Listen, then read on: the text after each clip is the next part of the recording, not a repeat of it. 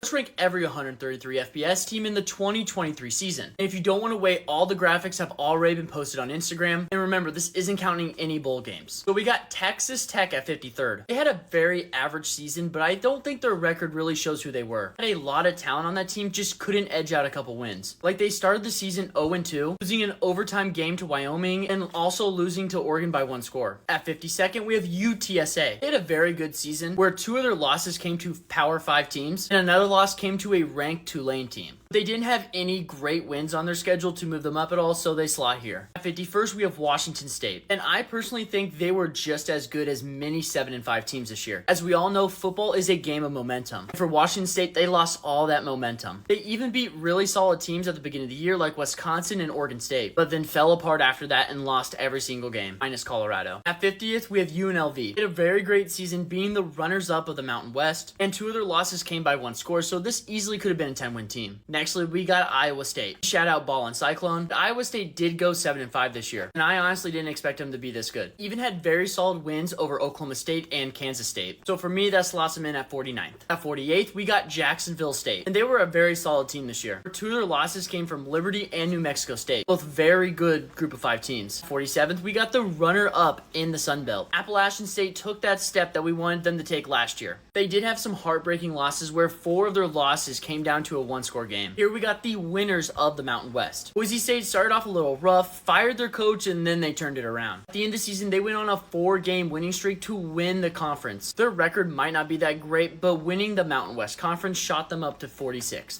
Next, we have Wisconsin, and a team that probably should be 9-3. They lost games to Indiana and Northwestern at the end of the season, and if it wasn't for that, they might be top 25. At 44th, we have USC. Being preseason top 5 and having Caleb Williams as your quarterback, and then getting a 7-5 season is super disappointing.